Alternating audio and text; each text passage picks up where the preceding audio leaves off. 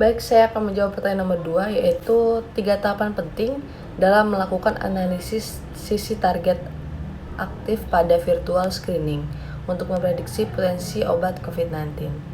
Nah, pada virtual ligand screening itu ada beberapa terapi yang bekerja pada virus corona. Nah, itu dibagi menjadi beberapa kategori berdasarkan jalur spesifik.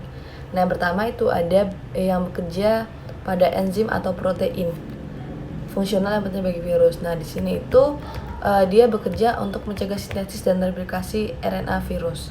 Lalu yang kedua itu bekerja pada protein struktural virus. Nah, di sini itu untuk menghalangi virus untuk mengikat reseptor sel manusia atau menghambat proses perakitan virus itu sendiri.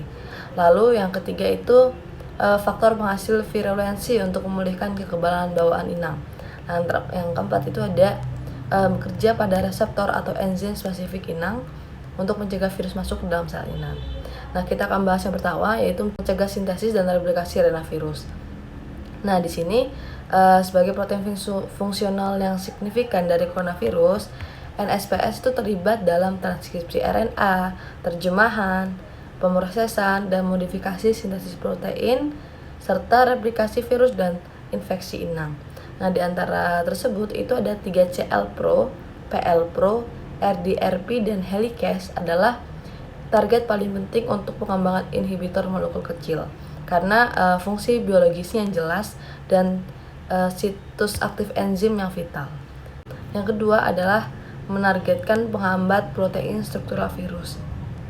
Nah, di sini yang bekerja adalah spike. Nah, spike itu adalah protein struktural utama virus corona dan berkumpul menjadi struktur mahkota khusus di permukaan virus sebagai trimer.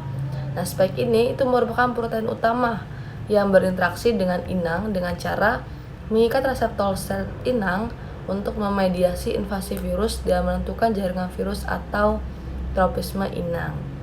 Nah, spike ini itu dibagi menjadi dua, yaitu S1 dan S2 oleh protease sel inang seperti TMPRSS2.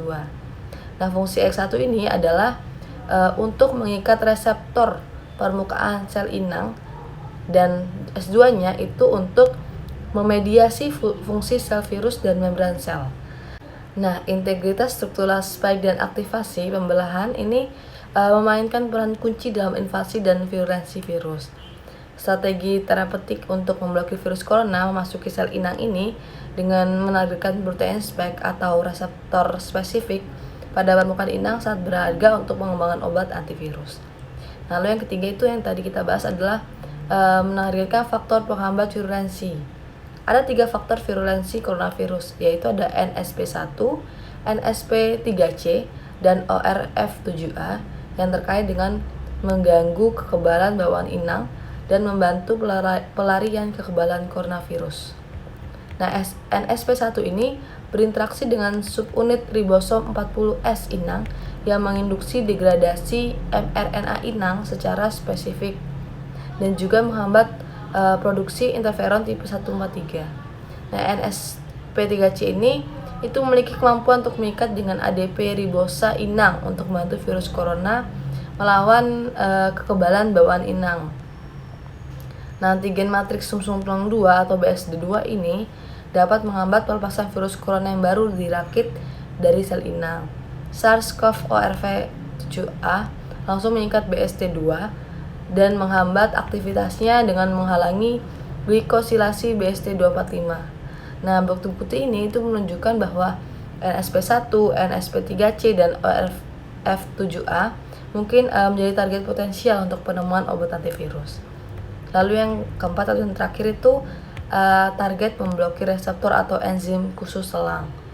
Di sini inang ASE2 telah dibuktikan oleh banyak peneliti sebagai reseptor spesifik untuk spike RBD SARS-CoV-2.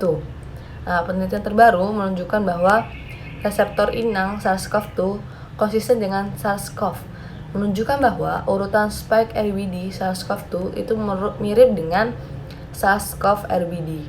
Dan ada interaksi penting antara beberapa kunci residu asam amino dari motif pengikatan reseptor RBD dan S224. Nah, berdasarkan kemajuan penelitian ini, S2 dianggap sebagai target inang untuk pengobatan infeksi coronavirus untuk memblokir SARS-CoV-2 memasuki sel inang. Demikian jawaban saya untuk pertanyaan nomor 2. Terima kasih.